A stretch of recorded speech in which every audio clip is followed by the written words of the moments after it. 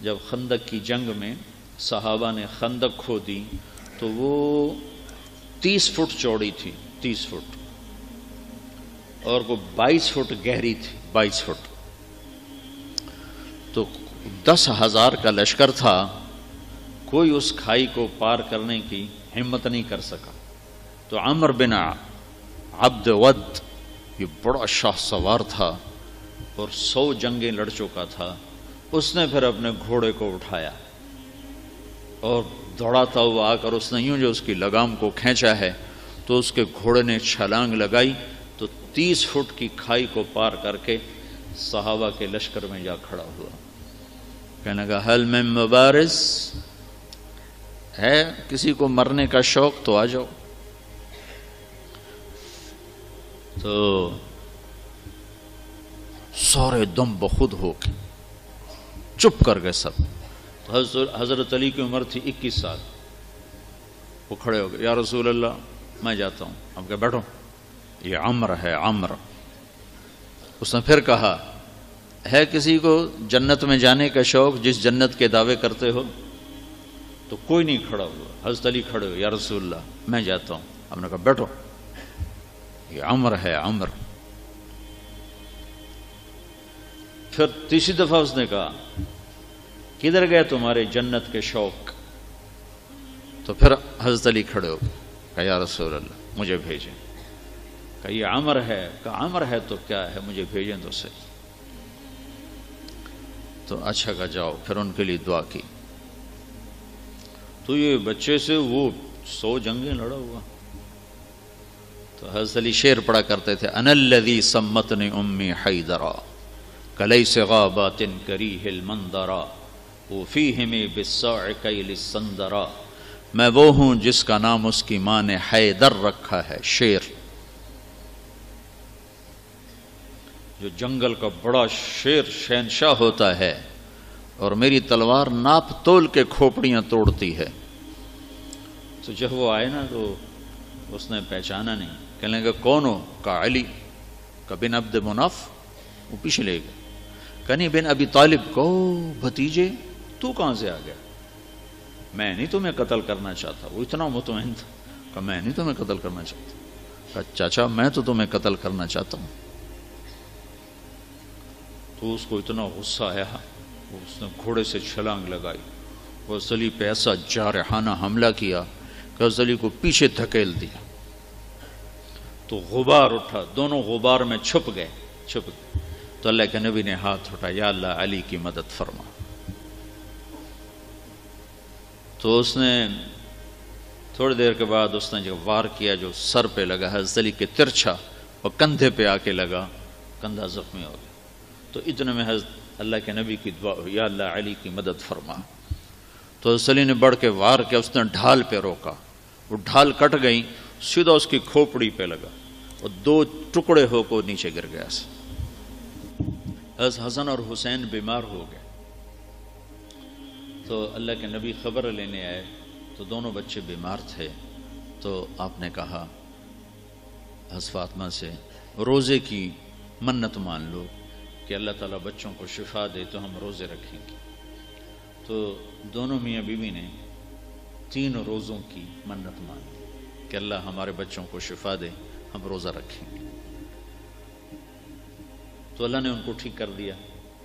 تو دونوں میاں بیوی نے روزہ رکھا اور افطاری کا سامان گھر میں نہیں تھا. تو ایک یہودی تھا شمعون. حضرت علی اس کے پاس گئے، کہا کوئی مزدوری ہے؟ کوئی مزدوری ہے؟ کہاں ہے؟ یہ اون ہے، یہ صاف کر دو تو تمہیں جو دوں گا، کچھ جو دوں گا. تو وہ اون لے کر گھر میں آئے، حضرت فاطمہ کو دی کہ صاف کر. انہوں نے اس کو دوپہر تک صاف کیا، وہ واپس لے گئے. تو اس نے تھوڑے سے جو دے دے. تو انہوں نے پیس کے آٹا بنایا، کھانا بنایا، روٹی بنائی، سالن تو تھا نہیں. دونوں میاں بیوی افطاری کے لیے بیٹھے ہیں کہ دروازے پہ آواز آئی، مسکین ہوں اللہ کے نام پہ کچھ دو. تو دونوں نے ایک دوسرے کو دیکھا تو آدھی روٹی دے دیتے یا ایک روٹی دے دیتے، ایک خود آدھی آدھی کھا لیتے. دونوں روٹیاں اٹھا کے اس کو دے دیں اور پانی پہ افطار کر لیا۔ رات کو بھی کھانے کو کچھ نہیں تھا تو پانی پہ کھجور پہ روزہ رکھا۔ اگلے دن پھر حضرت علی شمعون یہودی کے پاس گئے اور اس سے اون لے کر آئے۔ حضرت فاطمہ نے اس کو سارا دن صاف کیا، عصر سے پہلے مزدوری ملی، اس کو پیس کر آٹا بنا کر روٹی بنا کر میاں بیوی کھانے پر بیٹھے تو دروازے پہ آواز لگی، یتیم ہوں اللہ کے نام پہ کچھ دو۔ تو دونوں نے ایک دوسرے کو دیکھا اور ساری روٹیاں اٹھا کر اس کو دے دی اور پانی پہ روزہ افطار کر لیا۔ تیسرا دن آیا، پھر وہ مزدوری کر کے روٹی تیار کی اور افطاری پر بیٹھے تو دروازے پر آواز لگی، بدر کے قیدی اس دن آزاد ہوئے، بدر کے قیدی اس دن آزاد کیے گئے۔ تو ایک قیدی دروازے پر آ گیا، قیدی ہوں ابھی چھوٹا ہوں اللہ کے نام پہ کچھ دو۔ تو دونوں میاں بیوی نے دونوں روٹیاں اٹھا کر اس کو دے دی۔ 3 دن کے فاقے نے حضرت فاطمہ کو بستر پر گرا دیا اور بیمار ہو گئی۔ تو اللہ کے نبی حال پوچھنے آئے تو ان کے سینے پہ سر رکھ کے رونے لگی بیماری کی شدت سے۔ تو ان آنسوؤں نے جو آسمان میں ہلچل مچائی، جبریل قرآن لے کر اترا، وَيُطْعِمُونَ الطَّعَامَ عَلَى حُبِّهِ مِسْكِينًا وَيَتِيمًا وَأَسِيرًا إِنَّمَا نُطْعِمُكُمْ لِوَجْهِ۔ پوری آپ کو سنو پیچھے سے، اللہ نے کیا عزت بخشی۔ پیٹ بھرنا تو جانور کا بھی کام ہے، پیٹ ہی بھرنا رہ جائے تو جانور انسان میں کیا فرق۔ ان الابرار یشربون من کاس کان مزاجها کافورا عینا یشرب بها عباد اللہ یفجرونها تفجیرا۔ یہ میرے بندے ایک دن آنے والا ہے وہ پئیں گے جس کا انہیں تصور بھی نہیں، کافوری شراب پئیں گے۔ پھر اب ان کی تعریف، یوفون بالنذر، اپنی نظر کو پورا کرتے، وہ منت کا لفظ، اپنی نظر منت کو پورا کرتے ہیں۔ یوفون بالنذر ویخافون یوما کان شرہ مستطیرا، اور آخرت کے دن سے ڈرتے ہیں۔ اب ان کی یہ صفت ہے، ویطعمون الطعام علی حبہ مسکینا ویتیما واسیرا، یہ خود بھوکے ہوتے ہیں، علی حبہ، خود بھوکے ہوتے ہیں اور کھلاتے ہیں مسکینوں کو، یتیموں کو اور قیدیوں کو۔ اور پھر ان کی اخلاص کی اللہ نے گواہی دی، انما نطعمکم لوجہ اللہ لا نرید منکم جزاء ولا شکورا۔